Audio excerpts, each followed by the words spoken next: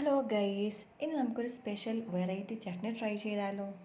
ഇപ്പം എല്ലാവർക്കും ദോശയുടെ കൂടെയോ ഇഡലിയുടെ കൂടെയോ ചട്നി കഴിക്കാൻ ഇഷ്ടമായിരിക്കും അല്ലേ? അപ്പോൾ ഇന്ന് സ്പെഷ്യലായിട്ട് ഒരു ഉള്ളി ചട്നി, നമ്മുടെ ഒനിയൻ ഉണ്ടല്ലോ, ഒനിയൻ ചട്നി എങ്ങനെയാണ് ഉണ്ടാക്കുന്നത് നമുക്ക് നോക്കി വരാം.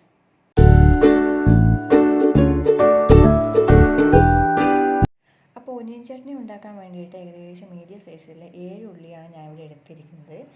അപ്പോൾ ചെറിയ ഉള്ളിയാണെങ്കിൽ കുറച്ച് അധികം എടുക്കാം, വലുതാണെങ്കിൽ കുറച്ച് കുറഞ്ഞിട്ടും എടുക്കാം. അപ്പോൾ ഇത് നൈസായിട്ട് അങ്ങ് അരിഞ്ഞു വെച്ചേക്കാം.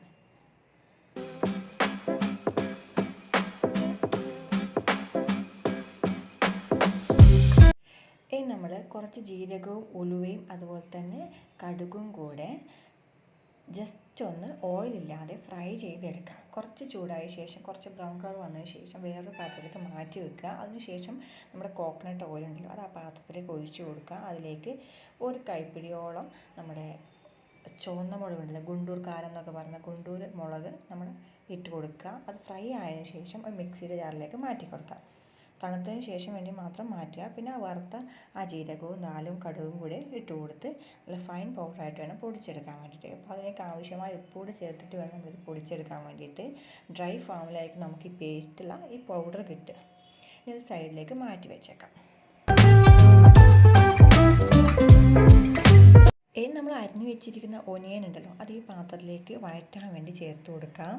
അത് നന്നായിട്ട് ട്രാൻസ്പെറൻറ്റ് കളറാകുന്നത് വേണം വഴറ്റാൻ വേണ്ടിയിട്ട്.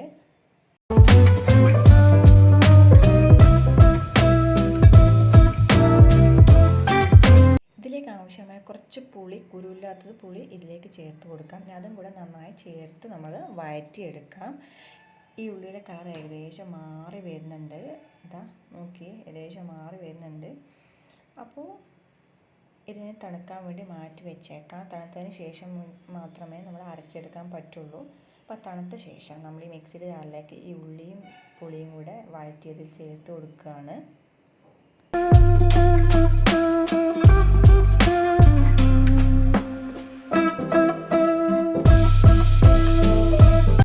ഉള്ളി ചേർത്ത ശേഷം അതിലേക്ക് ആവശ്യമായ 1/2 ടീസ്പൂൺ ഉപ്പ് കൂടി ചേർത്ത് അരച്ച് പേസ്റ്റ് രൂപത്തിലേക്ക് ആക്കിയെടുക്കുക. വെള്ളമൊന്നും ഒഴിക്കേണ്ട ആവശ്യമില്ല, അതിൽ തന്നെ ആവശ്യത്തിന് വെള്ളം ഉള്ളിലുണ്ടായിരിക്കും. അപ്പോൾ നമ്മുടെ പേസ്റ്റ് രൂപത്തിലുള്ള ചട്നി ഇവിടെ റെഡി ആയിട്ടുണ്ട്. ഇനി നമുക്കിതിലേക്ക് വറുത്തിടാം. വറുത്തിടുന്നതിൻ്റെ ആദ്യ ഘട്ടമെന്ന നിലയിൽ എണ്ണ ചൂടായ ശേഷം നമ്മൾ എടുത്തിരിക്കുന്ന ചെറിയ പാത്രത്തിലേക്ക് കുറച്ച് ഉഴുന്നും അതുപോലെ തന്നെ കടുകും കൂടെ ചേർത്ത് പൊട്ടിക്കുക.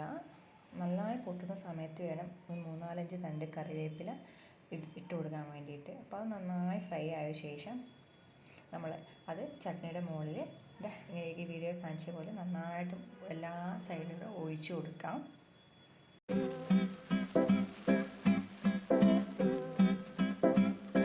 അപ്പോൾ നമ്മുടെ സ്പെഷ്യൽ ഉള്ളി ചട്നി ഇവിടെ റെഡി ആയിട്ടുണ്ട്. ഇത് നിങ്ങൾക്ക് ദോശയുടെയോ ഇഡലിയുടെയോ കൂടെ, അത് വേണമെങ്കിൽ ചോറിൻ്റെ കൂടെയും കൂടി കഴിക്കാവുന്നതാണ്. അപ്പോൾ എല്ലാവർക്കും സിമ്പിളായിട്ടുള്ള ഈ ഉള്ളി ചട്നി, ഈ ഒനിയൻ ചട്നി ഇഷ്ടമായെന്ന് വിചാരിക്കുന്നു. അപ്പോൾ എല്ലാവരും ഈ സിമ്പിളായിട്ടുള്ള ചട്നി ട്രൈ ചെയ്ത് നോക്കണേ. എന്നിട്ട് കമൻറ്റ്സ് പറയണേ. വേറെ ഒരു ഇൻഗ്രീഡിയൻസും വേണ്ട, സിമ്പിളായിട്ട് വളരെ പെട്ടെന്ന് തയ്യാറാക്കാൻ പറ്റും. അപ്പോൾ താങ്ക്സ് ഫോർ വാച്ചിങ്.